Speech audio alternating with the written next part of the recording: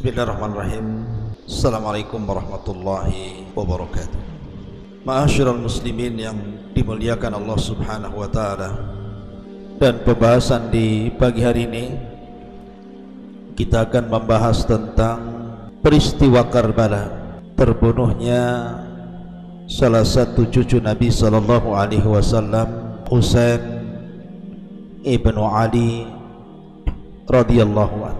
Ma'asyiral muslimin yang dimuliakan Allah Subhanahu wa taala, setiap lewat kepada kita bulan Muharram, terutama lewat pada tanggal 10 Muharram, maka kita diingatkan dengan peristiwa yang sangat menyayat hati, terbunuhnya salah satu dari cucu Nabi sallallahu alaihi wasallam, Husain ibnu Ali radhiyallahu anhu. Bagaimana kisahnya?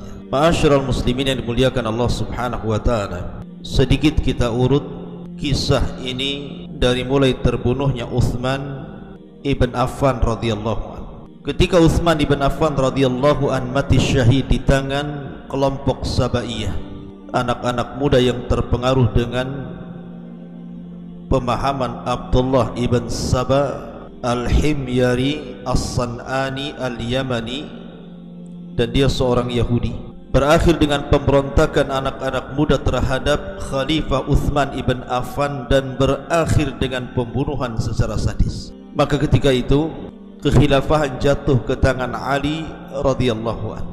Walaupun para sahabat Nabi sallallahu alaihi wasallam ketika itu terjadi khilaf perselisihan, ada di antara mereka yang masih menahan baiat kepada Ali radhiyallahu anhu, di mana mereka menghendaki bahwa para pembunuh Utsman ditangkap dulu, diadili dulu, baru kemudian kita lakukan proses pembaiatan. Tetapi Ali radhiyallahu an punya ijtihad lain, seolah-olah dia mengatakan, baiat dulu diriku, setelah kita kuat dan menyatunya tentara Madinah dan Syam, baru kita tangkap para pembunuh Utsman itu. Akhirnya karena sebab inilah terjadi khilaf di antara para sahabat dan berujung kepada peperangan yang kita kenal dengan Perang Jamal antara kubu Ali radhiyallahu an dengan Zubair, Talhah dan juga Aisyah radhiyallahu anha, dan disebut dengan Perang Jamal karena Aisyah ketika itu menunggangi seekor unta. Setelah kemudian Perang Jamal, selang beberapa waktu setelahnya terjadi Perang Siffin, perang antara kubu Ali radhiyallahu an dan juga kubu Muawiyah bin Abi Sufyan. Tapi dalam Perang Siffin ini kemudian terjadi perdamaian, di mana Ali radhiyallahu an mengutus Abu Musa al-Ash'ari radhiyallahu an, dan dari pihak Muawiyah ibn Abi Sufyan mengutus orang sahabat namanya Amr ibn As radhiyallahu an, sehingga terjadilah bulir-bulir kesepakatan perdamaian, sehingga tidak ada lagi saling serang menyerang. Dari sinilah muncul kelompok Khawarij. Dan di zaman Ali radhiyallahu an memang tidak sebagaimana di zaman Abu Bakar dan Umar. Di zaman ini penuh dengan fitnah. Ya, karena Ali radhiyallahu an sendiri yang mengatakan, adapun di zaman Abu Bakar rakyatnya seperti diriku, makanya mereka mengalami ketentraman dan juga kemenangan. Adapun di zaman diriku, kata Ali radhiyallahu an, pemimpinnya seperti diriku dan rakyatnya seperti kalian. Ini Ali radhiyallahu an yang bicara seperti ini. Dan boleh jadi kita katakan hari ini, jangan kalian bermimpi bahwa Umar bin Khattab radhiyallahu an akan kembali ke zaman sekarang, bahwa kepemimpinan Khalid ibn Walid akan kembali ke zaman sekarang, bahwa kepemimpinan para pendekar Islam yang telah menjadikan Islam jaya akan kembali di zaman sekarang, kalau pemimpinnya dan rakyatnya seperti Abu Bakar dan juga rakyatnya seperti Ali. Selamanya tidak mungkin kejayaan itu diraih. Ma'asyiral muslimin yang dimuliakan Allah Subhanahu wa taala, ketika kemudian Ali radhiyallahu an sudah berdamai dengan Muawiyah, ada pihak-pihak yang tidak setuju. Mereka lah Khawarij. Khawarij inilah yang kemudian mendalangi pembunuhan Ali radhiyallahu an di tangan Abdurrahman ibn Mulzam. Maka Ali pun kemudian mati syahid di ditusuk oleh Abdurrahman ibn Mulzam saat hendak berangkat pergi sholat subuh. Maka ketika itu kemudian kekuasaan jatuh ke tangan anaknya Ali, Hasan ibn Ali radhiyallahu anhu. Tapi hanya 6 bulan saja. Tentu sebagai penggenap sabda Nabi SAW bahwa khilafatun nubuwah, kekuasaan di atas manhaj kenabian itu hanya ada 30 tahun. Dimulai dari Abu Bakar, Umar, Uthman, Ali, dan digenapkan 30 tahun dengan 6 bulan kekuasaan Hasan ibnu Ali. Ketika itulah Hasan kemudian tanazul, menyerahkan kekuasaannya kepada Muawiyah ibn Abi Sufyan. Dan tentu ini pembenaran sabda Nabi SAW bahwa di antara cucuku ini, kata Nabi SAW, antara Hasan dan Husain akan ada yang mendamaikan dua kekuatan besar yang saling berhadap-hadapan dan hendak menumpahkan darah. Ya, rupanya itu terjadi kepada Hasan ibnu Ali radhiyallahu anhu. Hasan pun tidak mau kejadian yang pernah dialami oleh ayahnya Ali bin Abi Thalib yang mengerahkan pasukan kemudian berperang melawan pasukan Muawiyah sehingga darah bertumpah di mana-mana. Maka Hasan pun mengalah dan menyerahkan kekuasaannya kepada Muawiyah ibn Abi Sufyan. Maka hari penyerahan kekuasaan dari Hasan kepada Muawiyah disebut Amul Jamaah, hari persatuan kaum muslimin. Dan inilah permulaan kerajaan dalam Islam. Tapi kerajaan yang disabdakan Nabi SAW mulkun wa rahmah, kerajaan yang penuh rahmat Allah Azza wa Jalla. Karena di masa Muawiyah bin Abi Sufyan yang merupakan pengasas pendiri Bani Umayyah, terjadi pelebaran kekuasaan sampai ke Andalus. Bahkan Konstantinopel jatuh ke tangan kaum muslimin di zaman Muawiyah ibn Abi Sufyan di bawah kepemimpinan putranya Yazid bin Muawiyah dan juga Abi Ayyub al-Ansari radhiyallahu anhu. Ma'asyiral muslimin yang dimuliakan Allah Azza wa Jalla, singkat cerita, kemudian Hasan pun meninggal dunia. Ada yang mengatakan diracun dan ada yang mengatakan yang lainnya. Tapi ini kisah sendiri tentang Hasan ibn Ali. Nanti kita akan kisahkan di lain kesempatan. Lah, Muawiyah bin Abi Sufyan radhiyallahu an, detik-detik sebelum wafatnya, dia pun mewasiatkan kekuasaannya justru kepada putranya Yazid bin Muawiyah. Bukan tidak ada alasan. Ada alasan, dan ijtihadnya Muawiyah. Karena ketika itu seluruh pasukan Syam, kekuatan kaum muslimin itu kan terfokus di Syam, dan seluruh pasukan Syam ini di bawah kendali Yazid bin Muawiyah. Makanya dia mampu untuk membebaskan kota Konstantinopel jatuh ke tangan kaum muslimin di bawah kendali Yazid bin Muawiyah. Sehingga Muawiyah bin Abi Sufyan punya pandangan sendiri bahwa kalau seandainya kemudian kekuasaannya diserahkan kepada Dewan Syura, dia khawatir terulang lagi masa-masa peperangan antara dirinya dengan Ali radhiyallahu an dan kekacauan antar kaum muslimin. Makanya dia punya keyakinan selama kekuatan di tangan putranya Yazid, maka kekuasaan akan betul-betul langgeng dan tidak akan terjadi kekacauan sebagaimana yang sudah pernah terjadi. Itu ijtihad Muawiyah. Makanya dia tidak memberikan kekuasaan kepada Dewan Syura. Ma'asyiral muslimin yang dimuliakan Allah Azza wa Jalla, walaupun secara kemuliaan tentu di sana ada manusia-manusia yang jauh lebih mulia dibandingkan Yazid, dan itu kesepakatan kaum muslimin di zaman itu sampai hari ini. Seperti Abdullah ibn Umar jauh lebih mulia dibandingkan Yazid. Abdullah ibn Abbas radhiyallahu anhu jauh lebih mulia dibandingkan Yazid. Kemudian juga Husain ibn Ali radhiyallahu anhu sepakat lebih mulia dibandingkan Yazid ibn Muawiyah.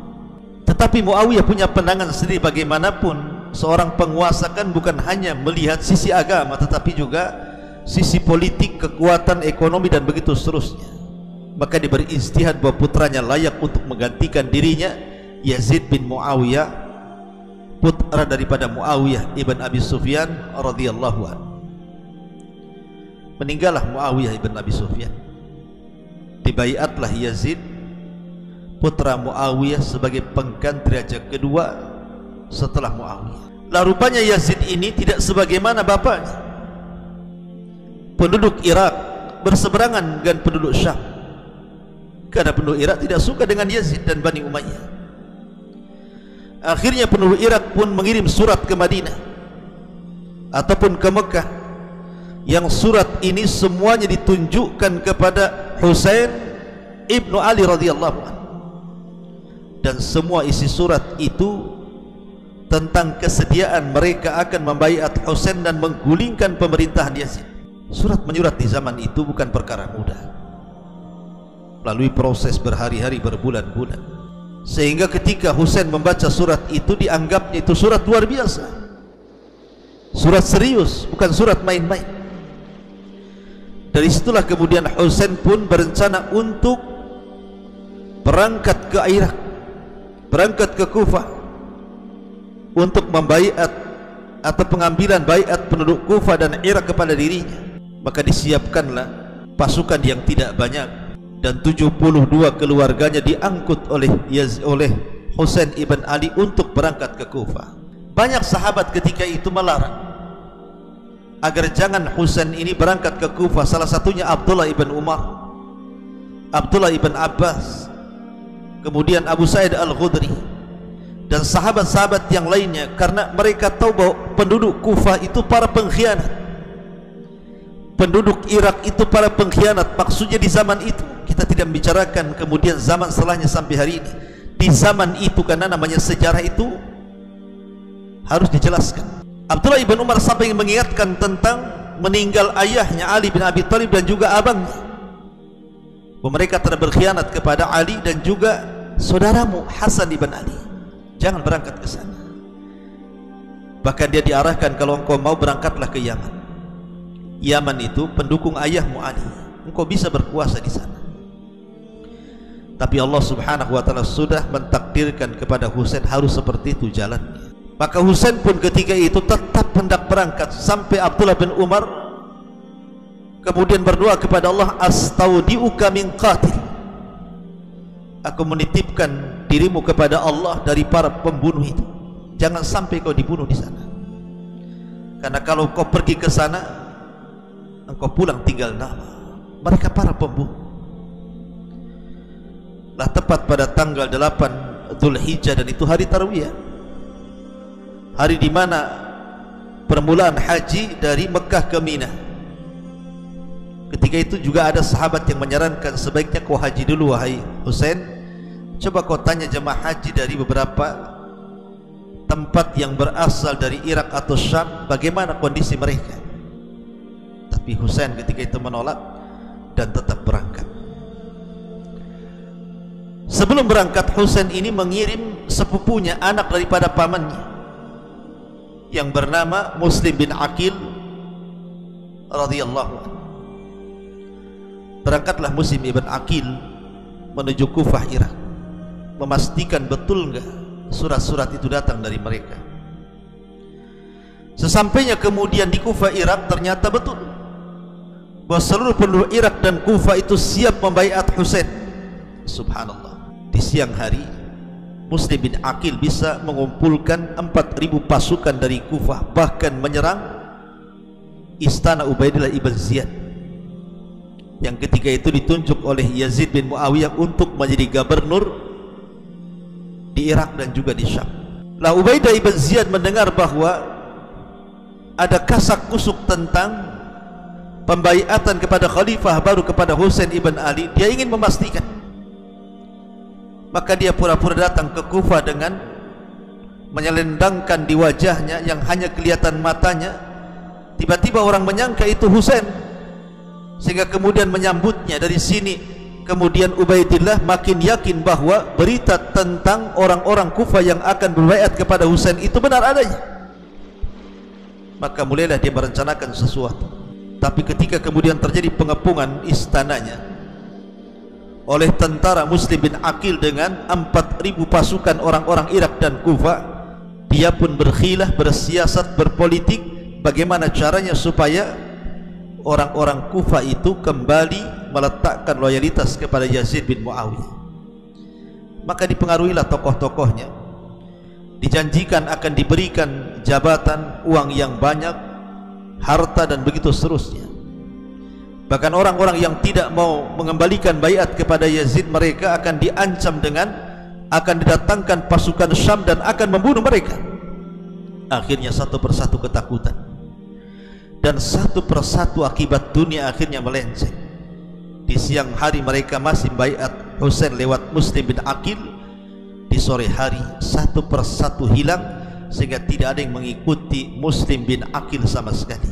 Sehingga Muslim bin Aqil harus berjalan ke sana kemari sendirian. Sehingga karena kemudian dia pun khawatir ditangkap oleh tentara Yazid, dia pun bersembunyi.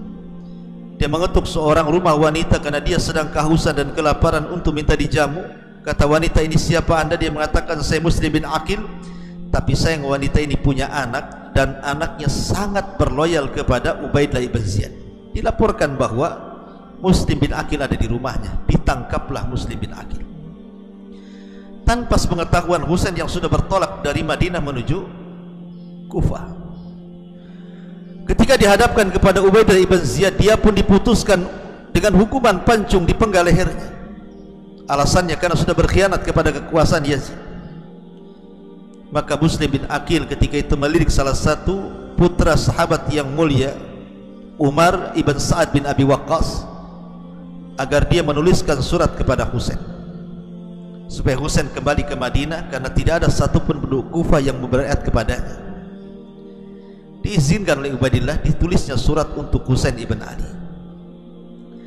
Maka setelah dia menulis surat, dia pun kemudian dipenggal dan meninggal dunia. Maka surat itu kemudian sampai kepada Husain. Husain ini sebenarnya hendak kembali ke kota Madinah, tetapi masalahnya Ubaidillah ibn Ziyad ini, dia punya kaki tangan yang sangat jahat. Amr ibn Zaishan namanya, itu orang yang jahat sekali. Kemudian mengatakan kepada Ubaidillah, jangan biarkan Husain balik ke kota Madinah, kirim pasukan kepadanya. Akhirnya kemudian dikirimlah dua pasukan, dipimpin pertama oleh Hur ibn Yazid dengan membawa 1000 pasukan. Yang kedua Umar ibn Sa'ad bin Abi Waqqas, dibawanya 4000 pasukan. Artinya yang mengepung Husain dan juga keluarganya itu sekitar 5000 pasukan. Dan ketika itu Husain sampai di sebuah tempat namanya Tauf. Makanya perangnya disebut perang Tauf. Ketika sampai di Tauf, kemudian dia bertanya kepada orang-orang, ini tempat namanya apa? Maka manusia mengatakan, ini Karbun Wabala, atau disebut dengan Karbala. Ini Karbala, Karbun Wabala. Maka Husain pun beristirahat dan keluarganya di situ.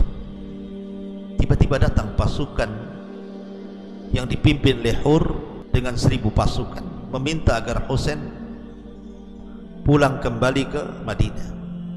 Masalahnya Husain ini sebenarnya ingin balik juga, tetapi anak-anak Muslim bin Aqil di situ tidak terima kalau ayahnya kemudian dipenggal dan membunuh dan harus darah dibalas darah, qisas. Tetapi kemudian Husain pun mengatakan, kalian datang ke Kufah karena diriku. Kalau kalian tetap membela ayah kalian Muslim bin Aqil karena darah dibalas darah, maka sebagai imbalannya saya ikut kalian. Mari kita selesaikan kematian Muslim bin Aqil ini. Makanya tetap Husain dan juga seluruh pasukannya yang sedikit dan keluarganya tetap bertahan dan tidak pulang ke kota Madinah, sampai datang pasukan Hur ibn Yazid At-Tamimi. Lah ketika itu kemudian Hur ibn Yazid At-Tamimi, dan di belakangnya ada tentara yang lebih besar daripada itu dipimpin Umar bin Sa'ad bin Abi Waqqas ini, Husain ibn Ali radhiyallahu anhu. Ketika itu ditawarkan untuk pulang, tetapi kemudian dihalang-halangi pasukan Ubaidillah ibn Ziyad ini karena sudah terdesak. Maka Husain mengatakan, berikan kepadaku 3 pilihan. Pertama, biarkan aku berangkat ke Syam untuk berbaiat kepada Yazid, selesai urusan. Atau kirim aku ke Thugur, ke perbatasan antara negeri Islam dengan negeri musuh, biarkan aku berjihad, biar aku meninggal di sana, atau biarkan aku pulang ke kota Madinah. Tapi Syammar ibn Jaisan mempengaruhi Ubaidillah ibn Ziyad agar 3 perkara itu jangan diizinkan kecuali harus kembali kepada keputusannya. Akhirnya kemudian Husain pun dikepung di Karbala ini dengan 5.000 pasukan. Ketika itu Husain meminta waktu kepada mereka agar keluarganya di malam itu beribadah kepada Allah Azza wa Jalla, tahajud, baca Quran, berzikir, karena dia tahu ini akan terjadi pembantaian. Maka betullah ketika terjadi pengepungan itu, semua orang itu tidak berani mendekati Husain. Mereka tahu Husain ini adalah cucu Rasul dan akan menjadi para pemimpin atau pemimpin para pemuda di sorga. Mereka tahu dari sabda Nabi SAW, sehingga mereka tidak berani mendekati Husain. Ketika terjadi pertempuran pun, ketika Husain datang kepada mereka, mereka lari, tidak mau mendekat. Tapi sekali lagi orang yang paling celaka, Syammar ibn Jaisan ini, yang kemudian mengutuk pasukan dan mengatakan, kenapa kalian lari? Kenapa kalian lari? Terus bergerak, kepung pasukan, bunuh Husain. Akhirnya kemudian Sinan ibn Anas dan juga Syammar ibn Jaisan pun kemudian ada yang mengatakan kedua orang ini yang membunuhnya, dan seluruh pasukan dibantai. Seluruh keluarga Nabi SAW meninggal kecuali putra Husain yang bernama Ali ibn Husain ibn Ali ibn Abi Talib, yang ketika itu usianya belasan tahun dan sakit, tidak dibunuh karena sedang sakit dan berada di tenda bersama ibunya, hanya ditawan kemudian dibawa ke hadapan Ubaidillah. Lah ketika itu kemudian Husain ini setelah dibunuh dipenggal kepalanya, dan kepalanya dibawa ke hadapan Ubaidillah. Ubaidillah orang yang paling celaka ini mengambil tongkat dan memukul-mukul kepala Husain ibn Ali radhiyallahu anhu. Padahal Anas bin Malik radhiyallahu anhu mengatakan, demi Allah, tidak ada wajah yang mirip dengan wajah Nabi SAW melebihi Husain ibn Ali. Kenapa pula dihinakan seperti itu? Ma'asyiral muslimin yang dimuliakan Allah Subhanahu wa taala, keluarga Nabi SAW satu persatu terbunuh di Karbala, dan berakhir dengan terbunuhnya Husain ibnu Ali radhiyallahu anhu. Maka ketika itu kemudian kabar terbunuhnya Husain datang kepada Yazid. Yazid sempat marah, bahkan istri-istrinya menangis, dan Yazid mengatakan, aku tidak merintahkan kalian untuk membunuh Husain. Bahkan dia mengatakan, kata Yazid ketika itu, ama wallahi, demi Allah, lau anni sahibuhu la'afautu anhu wa rahimallahu al-Husain. Kalau seandainya aku berada di samping dia ketika Husain datang ke Kufah, aku akan maafkan perbuatannya. Semoga Allah Subhanahu wa taala merahmati Husain. Kemudian Yazid mengatakan, wa qad kuntu arda min ta'atikum biduni qatlil Husain. Aku senang kalian berbaiat kepadaku, tapi kenapa harus membunuh Husain? Artinya Yazid bin Muawiyah pun tidak setuju, tetapi ini karena kebijakan yang jahat dari Ubaidillah ibn Ziyad, sehingga kemudian terpengaruh dengan Syammar ibn Jaisan dan juga Sinan, akhirnya terbunuh Husain dan juga seluruh keluarga Nabi SAW di Karbala. La haula wa la quwata illa billah. Cucu Nabi SAW